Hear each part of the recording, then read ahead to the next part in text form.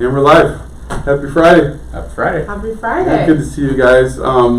Today we're missing Johnny Walker, so right now he's down getting checked out for his shoulder. So he injured himself. So we hope you get better fast, Johnny, Yes, and we miss you. get that taken care of. So we do miss you. And today I have two amazing guests.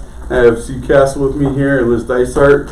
So we're going to get right into introductions. So Steve, why don't you tell us a little bit about you, how long you've been in real estate, what made you decide to get into real estate, so we can learn a little bit about you. Gotcha. I have been an agent over 20 years, mostly consecutively, and I don't know, I think I just got into real estate because I didn't know what else I was going to do, to be honest, which is probably how most of us get into it. My wife and I have the Castle Real Estate Group, so yeah. Did you start on a team, or did you solo agent? I'm going to age myself. I started by myself, and I took a 2x, I don't know, like a piece of wood and made a stand-up desk with two brackets, and I had a printed out phone list and a ruler so that I didn't lose my place, and there was no auto dialers or any of that stuff, so we hand dialed, and you screwed up, you had to hang up and do it again. And I locked myself in a room, and on nice days I might have gone door knocking, and that's how I started. Wow. That's awesome. Wow. That's really awesome. So then now you have a team, or? Yep. And how many agents are on your team right now? Good question. There is, I guess there's 5 of us total.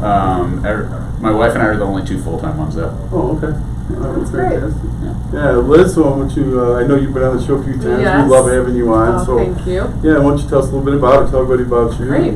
Well, hello, I'm Liz Dysart. I do business development for the Crawford team at VIP Mortgage. I'm also a licensed LO. And what I do really is I help our agent partners grow their business. So everything from personal coaching to social media, lead gen marketing, strategy, business planning, all that kind of stuff. And then I also help here run the UX training program with you. Yes, of course. Yes. It's always fun. Yeah. Absolutely. Thank you for having me. Well, awesome. So today we have a couple topics we really want to dive into, and I know it's going to take the whole hour. So we're going to start off the show a little bit, talking a little bit about getting your offer accepted. So I know it's a crazy time right now with very low inventory. You got multiple offer situations out there. So I'd like to kick it off with what are you guys doing, or what are you seeing and hearing that's really helping an agent get the leg up on getting that offer accepted? Me? Yeah, go for it. Take it away. I think it's a couple things. For us, making sure that our clients are, prepared, that they understand what the market is, that they're putting their best foot forward with their offer and that kind of stuff. And then once they do write an offer, it's the same for us. So the easier I can make the other agent feel like it's going to be to work with me, the more likely it is our offer is going to get accepted. So before we write and all the way through it, we're having lots of conversations. If emojis are appropriate, we're saying, whatever. However, we can just get it so that they feel like we're the agent that's going to be the least hassle for them. That's really honestly been a huge thing for us. It really helps, and I'm surprised how many agents want to make it a battle. And I'm always surprised on our listings too when we have multiples, and there's always agents arguing about comps and this and that, and it's like, no, present it, make it seem easy. Even if you're not the highest, if the agent really wants to work with you, they're going to come back to you and be like, hey, you guys aren't the highest, but I really want to work with you. Can you get your person up? So there's just stuff like that makes it really easy. Couple other strategies, which I don't think these are new right now, is our clients are writing personal letters. Pictures are great. We just sold our house and had multiples on it, obviously, and it was the people with the 3-legged dog and the pregnant wife got it, and probably for less than I could have bid it up to, because I just wanted them to have the house, and so all of that stuff matters a lot, I think, in this market. So you said something that I thought was important. You said by putting the best foot forward. So it sounds like you really sit down with your buyer and you really talk it out, right? How much how high they're willing to go. Does that include like timelines? For example, like are you shortening the inspection period and things like that, or? Yeah, I mean, we'll do everything as long as our client's still protected. Basically, that's my view of it. So we will sometimes shorten an inspection timeline, but before I do that, I make sure with one of my inspectors that they can actually get to the inspection because everyone's busy, you know. Same thing with the lenders, you know, the sellers may be pushing for a shorter close, and that might be fine, but before we write that and have everything fall apart on the back end of this, you know, we're going to have that conversation with the lender. Hey, is this a realistic timeline? Hey, we have a holiday, we have this, that's, you know, there's 3 weekends in the middle. Can we still hit it? You know, so that's realistic. And then going to the other agent, because just assuming that the seller wants a short closing might not be accurate. Right. They might want a long closing. They might want a short closing with a lease back. So the more that we know those things and we can build those into our offers, if our clients can accommodate them, the more likely, again, that the seller is going to go with it, even if your offer maybe isn't the strongest one. I like that you're doing that because it seems like you're presenting a good, clean offer versus just putting something together and rushing it out to the other agent and then getting that going. It's having everything talked about and put into a nice, clean offer. Being a little creative too, you know, if you have clients that you're working with that need down payment assistance and they don't have a lot of cash, you know, trying to get closing costs in this market can be really challenging, but you can have a conversation with the lender about doing some lender paid closing costs or something like that, so that to the seller you're not asking for as much and it's still not increasing the buyer's cash to close. So we, even on the initial consultation when we have with a buyer, if they're in that kind of situation,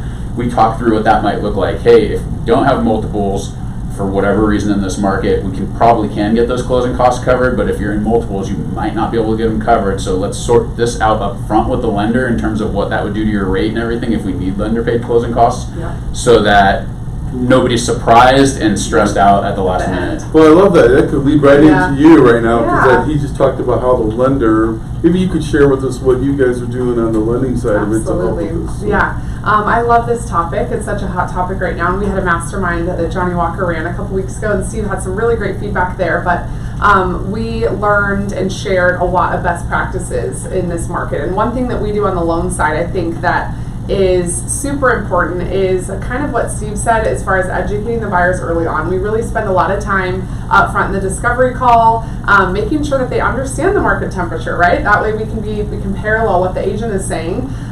We then obviously really try to educate them and answer any of their questions up front. We give them multiple scenarios that they may see that could happen. We talk to them about their comfort zone versus their pre-qual amount. And then we talk to them about different payment amounts within that range, right? So if they know, if our agent partners say, hey, we're going to look out, properties on Sunday, we'll make sure that they have multiple pre-quals at different price points so that they're armed and ready to go to write offers on the spot. In addition, things that we really love is we encourage all of our buyers agents to copy us on their offers. And what we found with that is that we immediately, a couple things. We encourage them to really put together, as Steve said, clean, solid offer in bullet points, clean and easy to understand. Before that, though, we encourage that they text or call the agent to let them know that it's coming.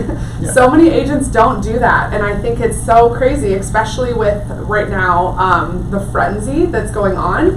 I think just that little step of texting or calling the listing agent and introducing yourself and saying, hey, I'm about to send an offer, please keep your eye out for it, it's a clean offer. One thing I think that Becky Garcia's team does is she actually sends that via video. So she sends a video text to the listing agent prior to submitting the offer saying, hi, I'm Becky Garcia. I just wanted to let you know you're going to be receiving an offer from me for 1234 Main Street in about 10 minutes. It's a clean offer. I think your clients will be satisfied. My buyers are well qualified and we can close quickly. I look forward to chatting with you soon. Love that. So that, preceding the offer with that, I think helps. And then sending the clean offer bullet pointed out with everything attached and all the people CC'd is really important. And then what we do is within 5 minutes, we immediately respond to that listing agent to kind of strengthen the buyer's pre-qualification. So that's awesome because, a lot of times agents, and I know as we're both agents, you want to hear from the lender. A lot of times as an agent, we're actually reaching out to the lender. So the fact that you're reaching out before the agent even has to pick up the phone, I think that's amazing. So we have found that it's winning because what happens is when they're getting, 6 offers on a property on a Sunday and they all are relatively similar, right? Because that's the case in a lot of situations.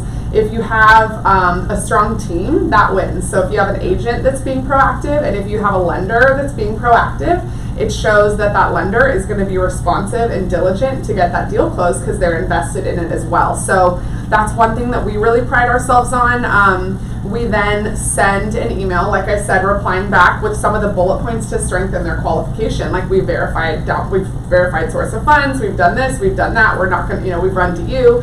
All of the things that a lot of lenders wait to do until the underwriting period that could potentially kill deals. No, I think that's huge. Yeah, right we there, tell because them. it's not just the pre-qual, it's not just the DU or the OP. Yeah. It's actually been reviewed and Yes. yeah. So. Yes. So those are some of the things that we do, and I really think that the team, the proactive agent, the proactive lender, is what's winning that we see very often. I wanted to add one thing that you said that I thought was very important, just want to cover it again, is that reaching out to the agent to have that conversation that the contract's coming. I think most agents, or the ones that aren't doing it, don't realize what can actually happen in that conversation, because sometimes they will give you good information on, to help. Right. So I think it's important that if you're not doing that, you should be doing that. You should be reaching out to that agent. You have to remember, for most agents, they're only selling a few houses a year, and they need the check. Totally. And so they tell you way more than they should. probably should be telling you, to be honest with you, because they really need the check. So it's a great opportunity for that. One thing I did, and I'm kind of curious on your perspective, but I've always kind of run with this philosophy, but it is mattering, I think, in this market too. So regardless of the offer price for the house, I always want the highest pre-qual my clients can qualify for. I only want one letter. I don't get them in multiple stages, and the reason is, when I'm a listing agent, if the pre-qual letter is for the the exact amount or close to it, I think this person can barely qualify for this house because their pre-qual is only this amount. And I tell the lenders, I tell the other agents, and I tell my clients, just because you can doesn't mean you will, and it doesn't mean you should. Yes. It's just saying, I am strong enough to do this. And for me, that is always a winning strategy versus looking like you barely can get over the hump. But I know everybody has a different philosophy about it, and we always cater to what our agent partners want with that, because we have some agent partners like you who want to see the full strength of the pre-qual right out of the gate, and that's the one that they submit every time. We have other agents who have gotten burned sometimes with listing agents trying to drive up offer prices more than they're comfortable with necessarily, because they know it's not going to appraise. Right. So that's the reason why sometimes we write it exactly for whatever the offer price is going to be. And we are readily available, nights and weekends to kind of update those pre-quals immediately and get them right back out, because we know that is so important.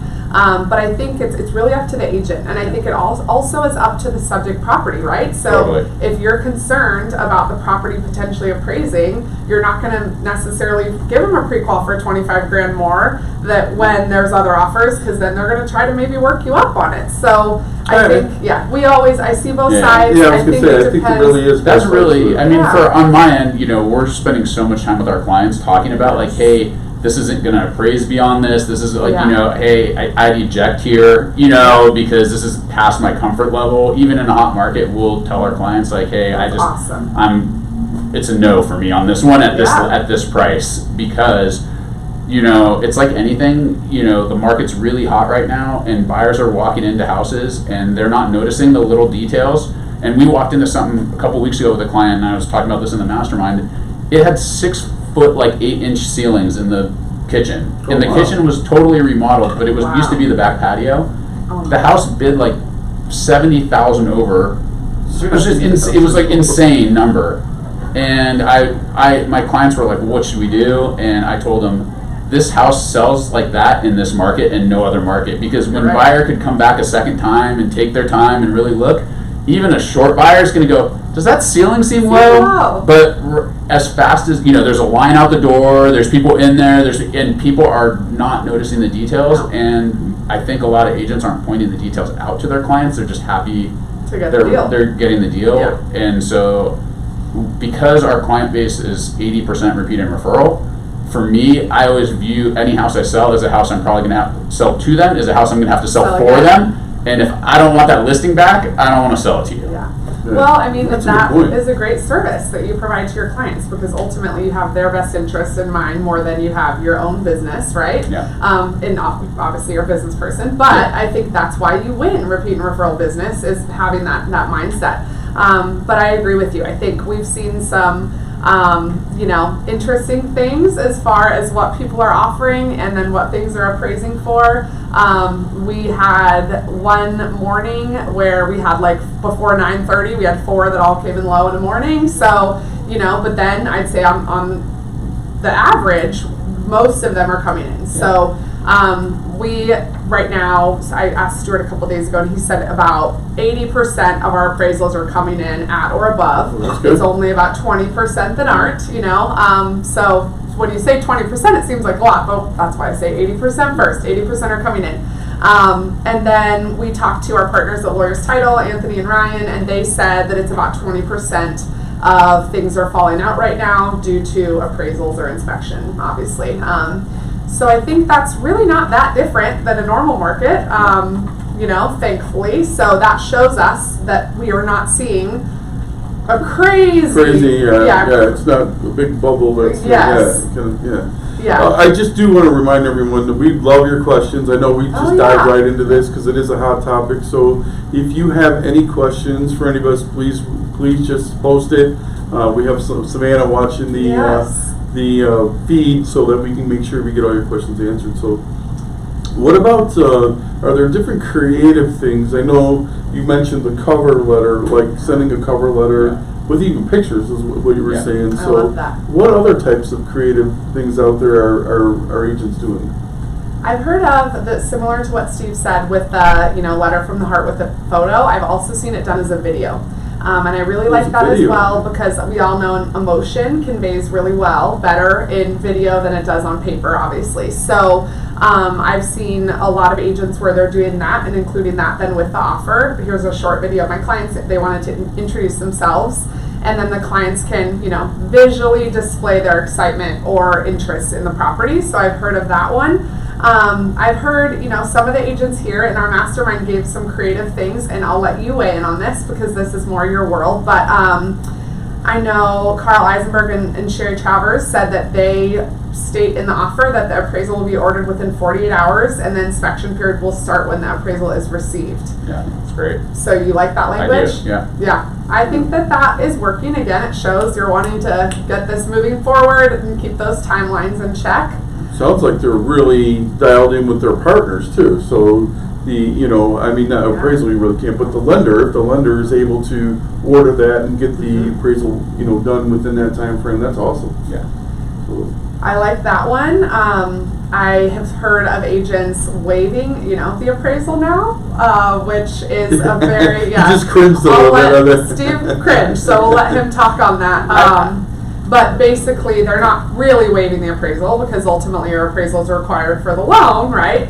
But what they're doing is doing the appraisal before the inspection so that the client could potentially back out during the inspection period if needed. So I'd love to hear your thoughts on that one, Steve. I mean, for me, on the listing side, if I got that, I would know exactly what was up, and it wouldn't really shake you. I wouldn't care for it because it just feels like a game to me, So on that side, I could see that potentially not being amazing. Yeah. And then really, as far as waiving the appraisal, you really have to know your clients. I mean, because they're going to emotionally be like, "Yep, that's no problem," and you really have to know the comps and really know what's going on with it. Because you don't, ultimately, yes, the earnest money is liquidated damages, but do you want to lose your client's earnest money because you gave them bad advice up front or you didn't really walk them through that?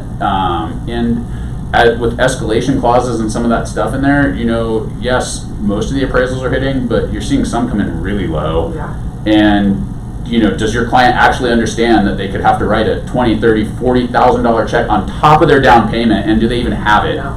And I think a lot of people are agreeing to stuff and not understanding it. And or even if they have it, even if they have the $25,000, $30,000 over, they have to be aware that it's only appraising at this amount. So at $30,000 over appraisal, you realize that the market has to catch up to that 30 grand. You know what I mean? Like it takes a while, appreciation, to even get their money back from that. So it is an investment thing that they're getting into. They have to know the long-term effects of paying $30,000 more. Those conversations really, like, if you're doing your job right on the front end, you should know, like, right, we're back in this market where even people that think they're only going to live in the house for a couple of years are buying, because they think it always goes up. But I'm old and I've seen it doesn't always go up. So, you know, when people tell me they're only going to live in a house for 2 years before they sell it, I tell them they should rent, because it's really, by the time they pay me commission to sell it for them, you know, and closing costs, now obviously in this market you'd win, but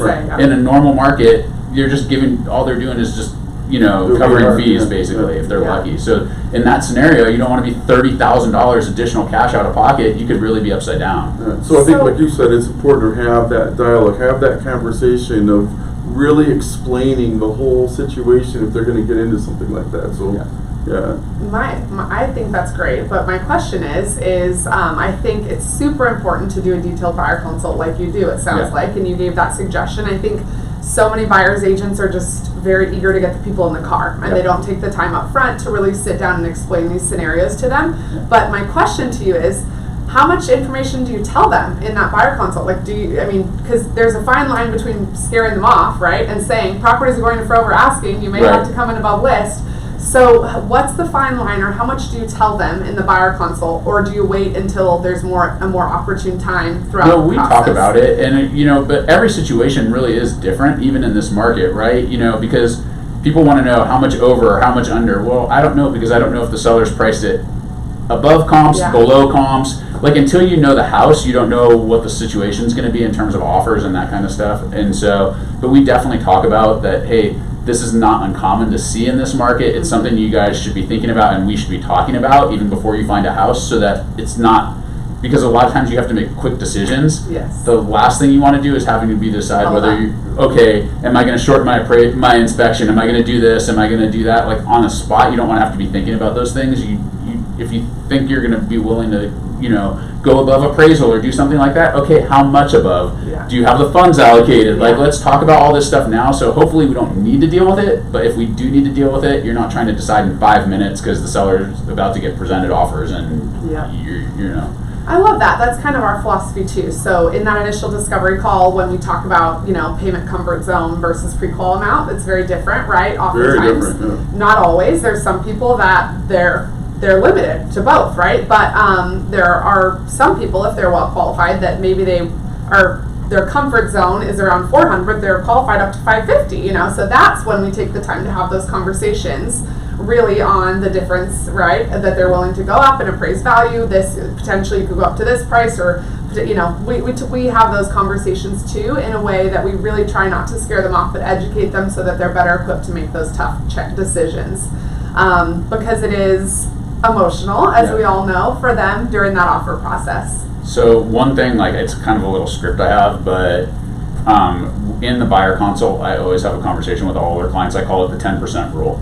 And the 10% rule goes something like this. You're going to give me a budget, and the home of your dreams costs 10% more than your top end budget that you're going to give me. And that goes almost across the board, whether my clients are looking at $200,000 or $2 million houses. Inevitably, if they're looking at $2 million, I'm going to get a text, hey, what about this one? And I pull it up and it's 2.5. Like, you know, if they're looking at 200, it's 250. You know, it's, you know, or whatever, right? And so I prepare them for that up front, because a lot of them can qualify for it, but I don't want to press them into that. I want them thinking about whether it's worth it to them, or, you know, is it worth one more vacation, or is it worth the extra house payment? And there's no right or wrong.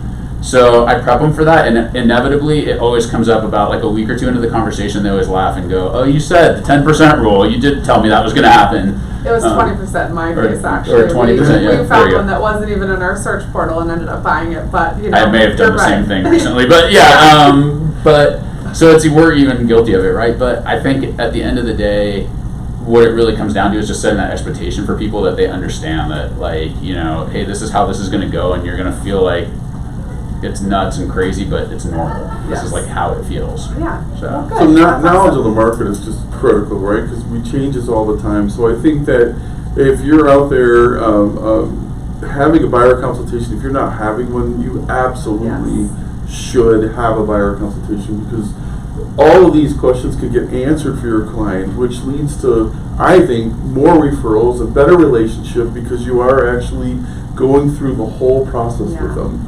It's crazy stuff that you would think, like, because you're used to it too, like first-time home buyers, like, they for sure probably don't know what earnest money is, but if they even do know what earnest money is, you'd be surprised how many of them don't think their check's going to get cashed when they deposit at the title company. I don't know what they think is going to happen to it. In the folder? Yeah, like I don't know if they think it's going to, but like in the buyer consult, I tell them, do you have it? Do you need to move money? Because if you're looking at a $300,000 house, it's going to be a few $1,000s. Do you have that in your checking account now, or do you need to move it out of it into a different account?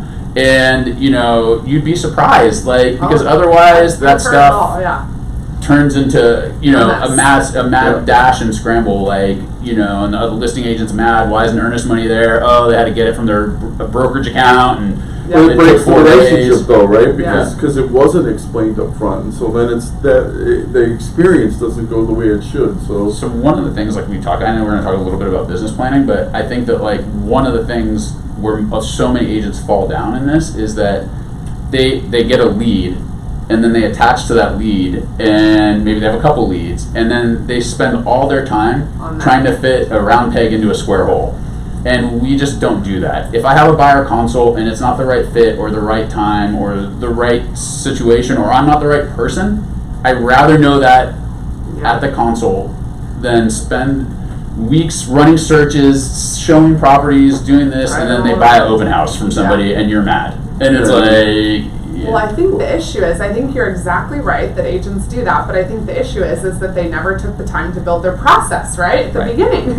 And Michael and I see this all the time. Agents just start and they go and chase leads and do business producing activities, but they don't ever build a system for a buyer consult. They don't ever have the materials put together for a buyer consult, So I wanted to mention quickly that there are some great resources that the brokerage has for agents.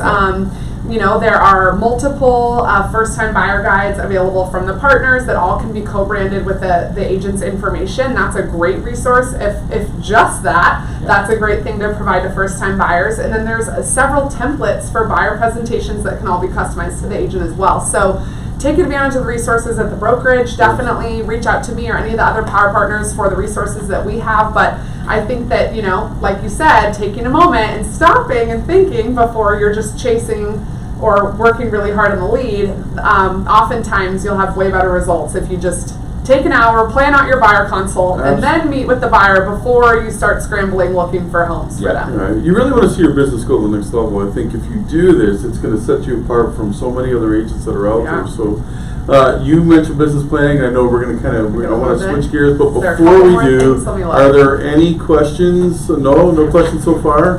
Okay. I have two more comments, if that's okay. Yeah, on this specific topic. Yeah. Only because we had some great suggestions from some of the agents here. So I know you kind of touched on this, but I think we need to specifically state this. A lot of the veteran agents were mentioning that they straight up ask the listing agent where they need to come in at on the offer. 100%. And I think, you kind of touched on that a little, but I think a lot of agents are fearful or kind of tiptoe around that, but they all said that being direct works for them. For sure. So Neil gave the suggestion, the way that he asked it, because they generally can't tell you the number, right?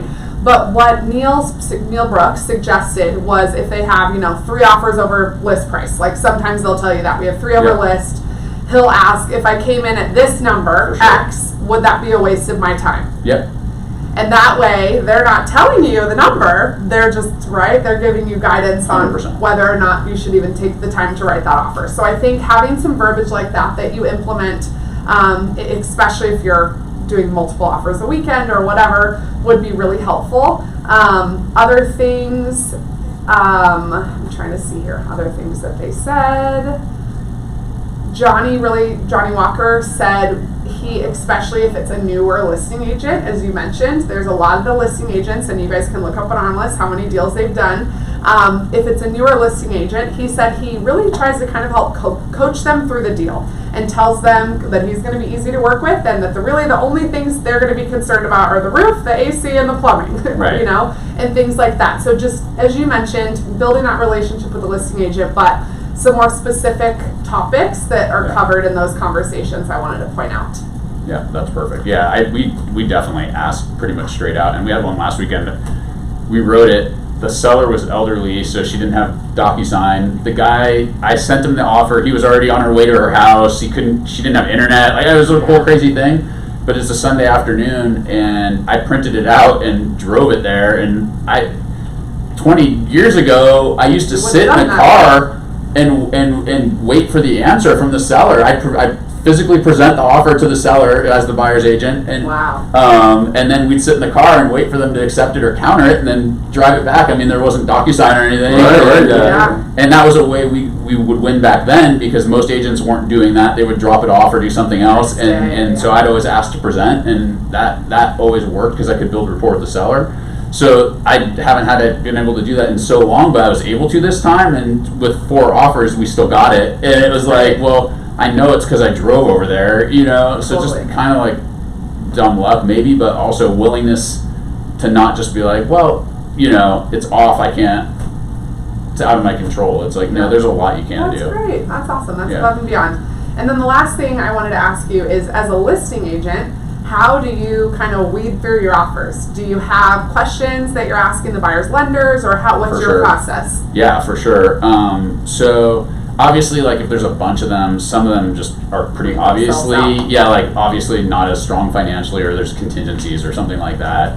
But when it gets down to the wire of stuff, I'll ask the agent certain things that are kind of a tip for me, of like whether they could potentially be called, hey, how long have you been showing them? Have they been writing a lot of offers? Like, that kind of stuff. I actually want them to not have been writing a lot of offers, and that this is really actually the house they want, and not one that they might feel like that they're having buyer's remorse over. And that's because they might have 2 other offers out, right? 100%. Yeah. So have they physically seen the house? I know. And I've actually had a couple agents lie to me, and if I had more time, I'd go do something about it. But because with Ring now, I ask, and then the client's like, nope. So I will even ask my clients, like, hey, the agent said, I know you have Ring. Was the agent there with people? Yeah, they were there with people. So because it is what it is, unfortunately. And then really trying to understand the buyer situation, like, have they actually spent some time in that house to really get it? And then on the lender side, same thing. Like, do you have all supporting documentation? Yeah. And then a question that I like to ask is, if there was one thing that could make this deal go sideways besides the appraisal, what would it be? Ooh, wow. That's a great question.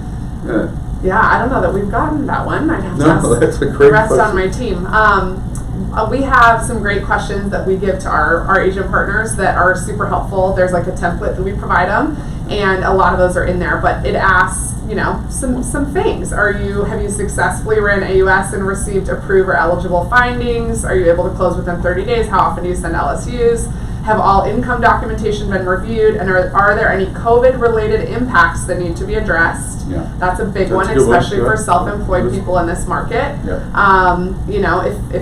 If buyer self-employed, have they looked at other business tax returns? That's a big one too. Things like that. So. And year-to-date P&L. You're right. You can't do anything right now if you're self-employed without a year-to-date P&L. They ain't having it. So. You're right. And then the credit refresh, that one, have the buyers been educated that that's going to happen prior to closing, because a lot of times things change. Well, or they get furniture happy. Right. Right?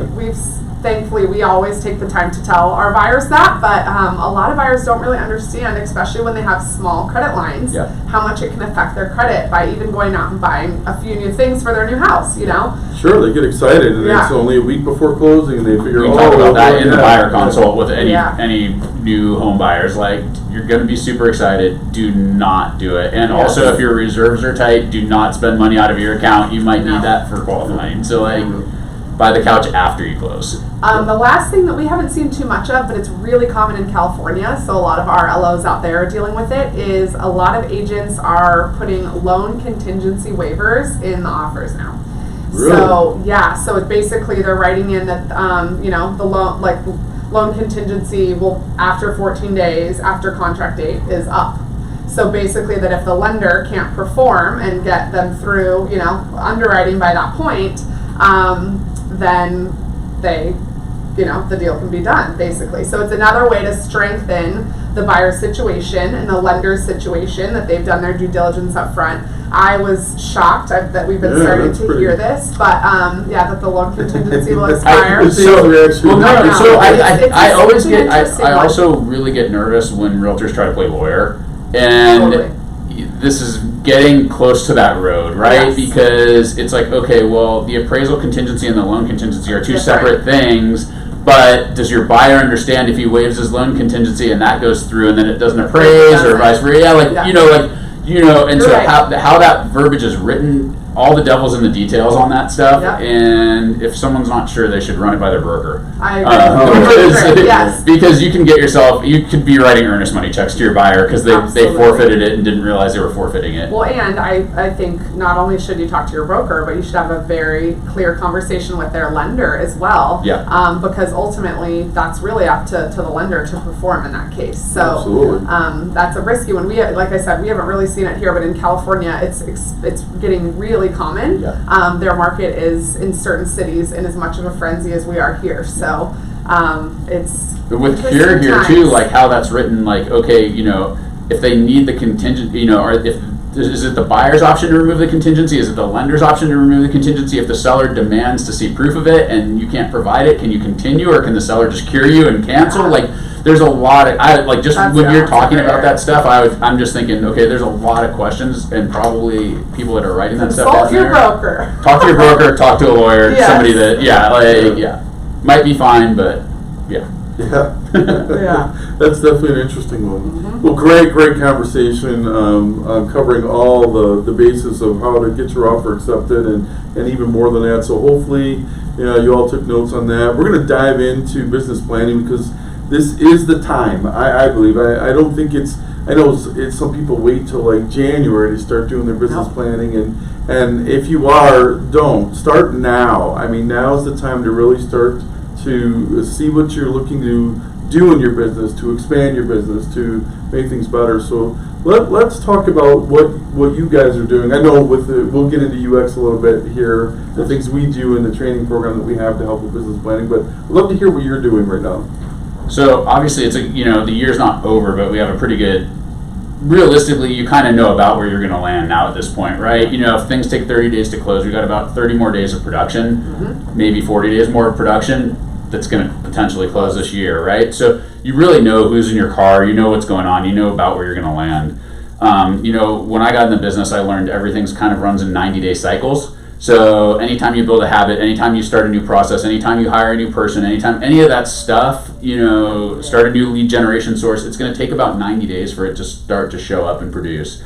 And so realistically, like, we're already kind of almost a little late for business planning, because if you want to have a great January, you need to be doing those things that are going to cause a great January now. That's how long it's going to take for it to happen. If you make your plan in January, you're going to have a good March. And so that's where a lot of agents, I think, fall apart, is that they're trying to run a 12-month business plan on 9 months worth of activity, essentially. You're right. And so that's why, for me, it's so important to do it. Like, we're in the middle. Take us through, like, what do you do? Is it a mastermind meeting? I mean, take us through how you get started and what do you do? I mean, I'm thinking you probably have a business plan that you just keep modifying or changing. So do you have a 12-month business plan that changes every 12 months? Do you have a 5-year plan, or how does that work? Yeah, I mean, so I haven't really got my 5-year plan down the way I need to, although I was just in a business planning thing yesterday with my coach, and I really need to work on that 5-year plan. But so for us, we kind of have we're really pretty good at tracking our numbers. So I know, and we save them year over year, so I can look at last year versus this year, month versus month, to see if there's any trends or if there's anything that's changing. We track our business sources. So the first part for writing next year's plan, to me, is let's figure out what happened this year. What did we do great? What did we not do well? Were we spending money on something and no business came from it? Were we not spending money on something and tons of business came from it? Like, let's do more of what's working and less of what's not working.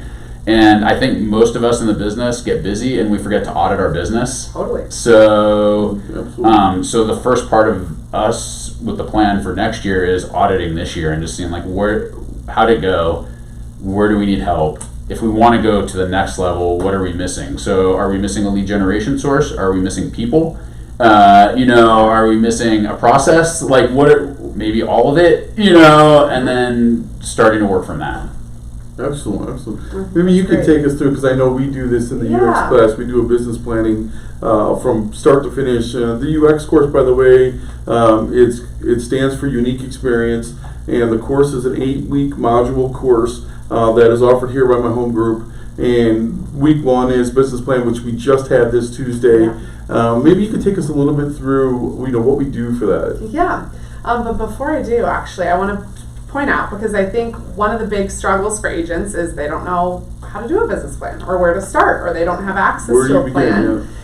So I do want to point out that I know my home group is going to have at least 2 in November. Michael and I are teaching one in the first week in November, I believe on the 4th. I'm sure all the dates will get posted on the calendar, and we can put them in the chat as well on this. But please, if you don't know where to start, if you're a newer agent or even an experienced agent who's never put one together before, leverage the brokerage and the partners for help on it. I think that's super important. So the one that I teach, it's long, it's almost 2 hours, but you literally leave with your completed business plan.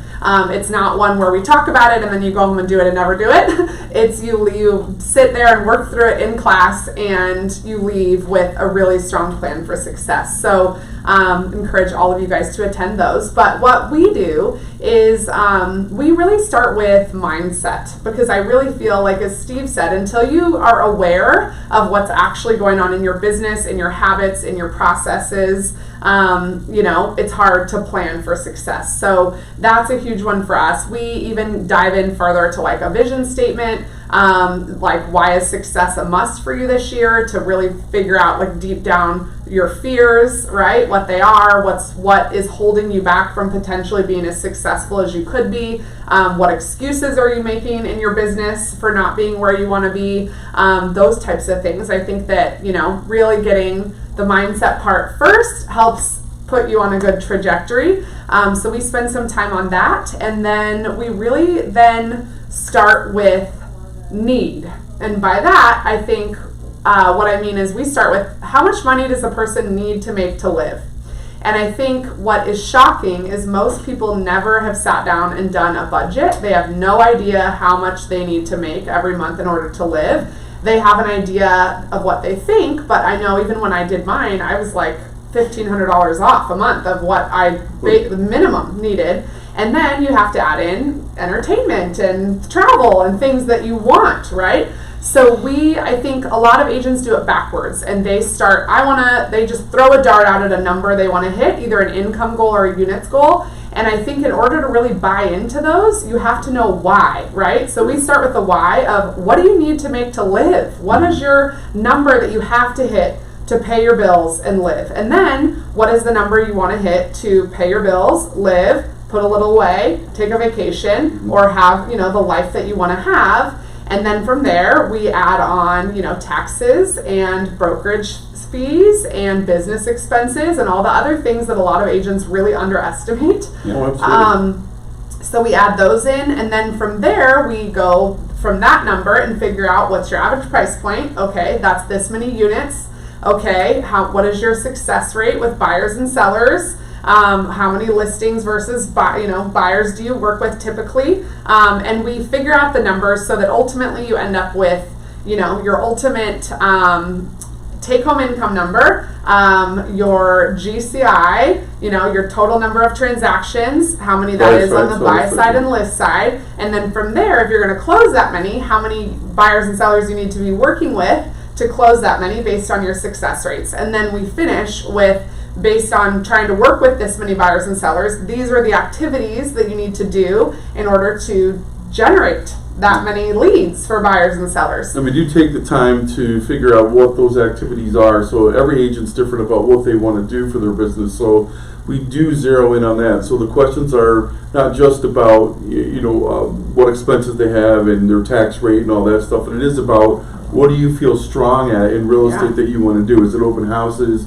Is it lead generation? Those types of things, so that we can help them with the business activities and reaching their goal.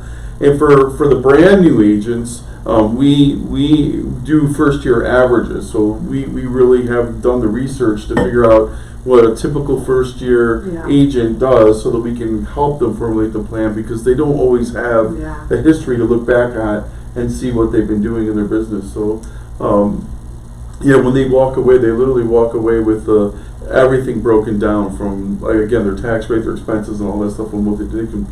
We don't do a 5-year plan, but we do a 12-month plan. Yeah. So that really gets them started, so that they can work on their 5-year plan. On that. But with the 12-year plan, I think where a lot of agents make an error is that they just keep it as 12-month goals. And I really feel like in order to make it more palatable and realistic, you have to break it into month or week, right? Because that way you don't get way off track. You know, I'm sure we use, I won't say the name, it's from another brokerage, but, anyway, but we use something, and it's a form, and it has your yearly goals, and it has your business, your personal, your financial, on the top. Yep. And then it's your yearly goal, then your monthly goal, and then your weekly goal. Love it. And that's awesome. So they all have to support each other. And so, when I'm being smart, I photocopy write the yearly ones, then photocopy it 12 times, and then, because each month's going to be a little different. Yep. But it really helps me break down, okay, am I on right track, wrong track? Like, if I want to save $10,000, okay, how much does that break down to per month? Okay, That's awesome. and that kind of stuff, so that you actually have something to work off of. Mm-hmm. So our business plan happens, and then that happens. Love it. So that we're looking at it, and the personal stuff, everything should be quantifiable. Yes. Like, I want to bench press this much, or I want to lose this much weight, or even on the personal side, so that you can see if you're right track, wrong track. And then business, your financial. Do I want to buy a rental house? Do I want to save X amount of money? Do I want to pay off debt? Okay, if I have $12,000 of credit card debt, I need to pay $1,000 of credit card debt off a month. Mm-hmm. It's on my plan. So, or whatever, whatever the thing is. So I think that's really important. And then the other thing I was going to say is, I think where a lot of people really stumble is, there's a book called 4 Disciplines of Execution, and they talk about lead measures and lag measures. I'm hoping I'm assigning the right thing to the right book. I think I am. So most agents write their business plan only focused on lag measures. So a lag measure is the closing.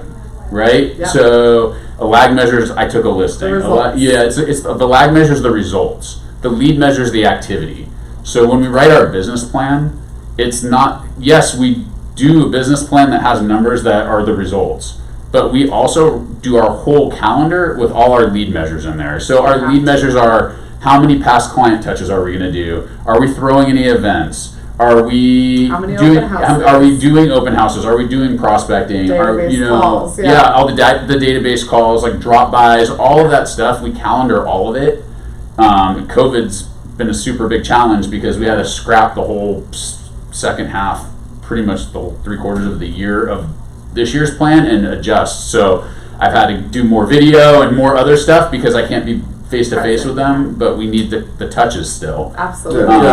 I think you said something very, very critical, which is you do have to have the activities that get the result. And you're right, most people just write down the result, and they don't ever write down what they're going to do to get there. Yeah. And we even like to take a little further, because when you do have the lead activities, we help them discern the difference between what is a busy work and a revenue generating activity too. Because a lot of times agents will fill up the lead measure side with busy work, and it's not really revenue generating activities that get the results. So we have a time blocking and productivity class that's designed just for that. So if you could really write everything down and realize, okay, this is not a revenue generating activity, so I need to work the calendar, so I'm doing more of the revenue generating stuff. Totally. So like we talk about it, so I have a coach, and I am a coach for a coaching company. And we talk about that, like, are you doing surgeon activities or are you doing nurse activities, right? And so, it's this notion of like, most agents will go out and they'll do work, like take a listing that's going to produce some $2,000 to $5,000 an hour worth of revenue, and then they come back and they do $12 an hour work inputting it and doing all this stuff, right? And so most, the idea is you want to spend all your time in those high value activities, but for most agents, it's this fear thing of like, I don't want to pay Someone to get do it done. It's better if it's cheaper if I do it myself. And it's like, no, it's not cheaper if you do it yourself. You just took yourself from a $3,000 an hour employee to a $12 an hour employee. It's for sure not cheaper, but you have to really understand that to think about it. I think you're 100% right. We talk a lot about that exact thing and figuring out how much your time is worth. I think a lot of agents don't know that. But if you look at what you made last year and divide it by the number of hours that you worked, you can figure out pretty quickly and easily how much your time is worth per hour. And in that case, we always say anything that's over your hourly rate, right? Yep. That's what you do. Anything under, you try to leverage, especially if it's a lot under, like kind of the admin type things. And that's where it helps to be at a brokerage with a lot of support resources where you can offload those things. There are transaction coordinators that you can pay per deal rather than committing to one. That's a great example right there. There is contract assist where you can pay for a deal for them to write and negotiate your contract for you so you can go to the next one, right? And those things are great because it's not a long, big investment or person that you're taking on. It's right out of that commission that you're earning for that deal. Yep. And so I think things like that are very helpful to make sure agents know that those are out there. And then I think the other thing where agents I see spend a lot of time is on the marketing side of the business, and because it's more fun. Agents love to do a lot of that, but really when we break it down and actually look at what time they're spending versus maybe the one lead they got off social media the whole year when they're on it for 2 hours a day, it's probably not the most productive use of their time. So I think being honest with where you're spending time, if it's revenue generating, and what you can offload if it's not a good use of your time is hugely helpful in getting to that next level. Absolutely. And you used a couple of good examples, and the transaction coordinator is the most simple example because it's someone that will make sure the contract's uploaded in the system, the paperwork's done, the timelines are met. So it is totally worth the $300. Vendors and schedule. So that's a great example of leveraging that piece of your business so you can go out and do higher revenue generating activities. Do more open houses, do more listing appointments, things like that. So, and then contract assist is the same thing as well. It is just basically, transaction coordinators, once you have the deal, right? They take it from there to close. Contract assist is to help you get the deal to a contract, right? So they help you prepare the contract, they help you with the BINSR negotiations, they help you with any negotiation, throughout the process, counters, things like that. And it's really amazing for new agents who maybe aren't as experienced but don't want to take on paying a mentor or a split necessarily. It's just a flat fee out of the deal. Or it's great for busy, experienced agents who, same thing, like basically have an assistant but aren't paying for an assistant in their business. So those things are amazing, and there's lots of other things you can leverage. We have a whole list if you want to reach out to me with great tools and resources, even on the marketing side, where you can automate things in your business to stay in front of your database, but not have to spend as much time doing it. No. Creating a business plan is not easy, so it's something that you do have to take the time to do and really put the whole thing together. Look at your past business, look at where everything's coming from, and start to write it out. My question to you is, now that you have it, so you've created your next 12-month plan, how often do you revisit? Is it every month you revisit it? Is it every quarter? Or I'm in it all the time. All the time? Like, okay. Obsessively. And honestly, like, I can say it's too long for what we have left, but honestly, like, I was a normal agent for a lot of years, right? Just like, I didn't really run it like a business. I didn't know my numbers. We did okay. I'd get to April, my accountant would tell me I owe a bunch of money, and I'd file an extension, and from April to October figure out how to pay the money, and, right? And, exactly. And that's a normal agent, yeah. And the last handful of years, operating it like a business, we're in our financials weekly, Like, Awesome. it seems stupid because you're like, okay, not that much changed in 1 week. But the process of having the conversation, it makes you be way more intentional about how you're spending your money, or if you're spending it on something that you're not, and the same thing with our business plan. And that's why I like breaking the business plan out into those monthly goals, and then the weekly goals, and having it be holistic, not just about like, oh, I'm 3 listings behind. Okay, well maybe I am 3 listings behind, but also I said I wanted to put $10,000 in my savings, and I did that, so that was cool. Like, so Celebrate all the you wins. can, and actually my coach had me do an awesome exercise with her, and it was just in the past year I've accomplished, because I'm really hard on myself, and we went through my whole year, month, week. And like, I had accomplished almost all of the stuff in there, but we're in it all the time. Like, you can't just set it and forget it. You won't. Right. You won't. Which leads me to, and I know we've got just a few minutes left here, which leads me to, I think, the most important piece of all of this, and that is commitment, is that you really have to commit to this. And I think a lot of times, a lot of agents aren't. They're kind of here, they set a goal, but they're not truly committed here. And that's the one way I like to describe it, because if you're truly committed here, there's anything you won't do to make it happen. So commitment's a big piece of this, and you have to want it, right? We the first sales trainer I ever watched used to say all the time, how bad do you want it, and what price will you pay to get it?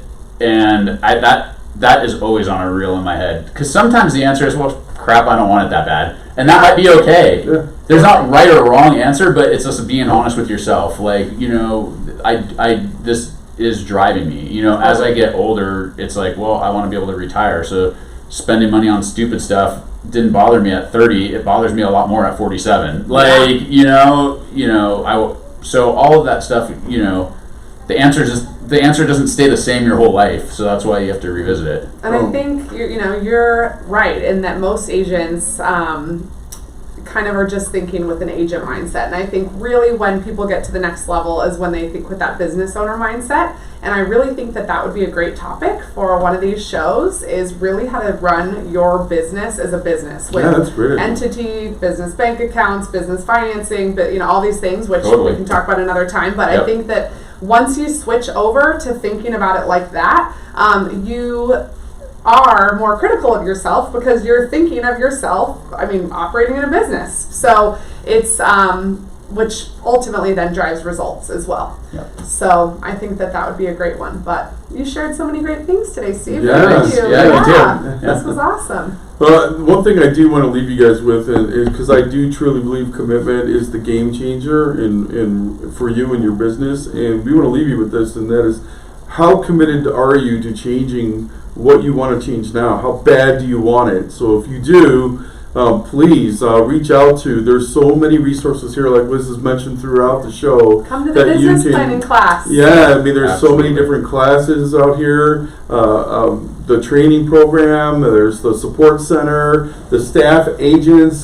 Steve's around every day. I see him. So, and we're here for you. So if you're truly committed, we'd love to see you more. Reach out to us, and thank you both for coming on the Yes. show. Thanks for having us. It went super fast. It's just such a great topics that we covered. So we'll see you next Friday, and you all have a great weekend. Thanks. Take care. Bye-bye. Yay! That was great. Nice. Yeah, awesome, man. Thanks. Yeah.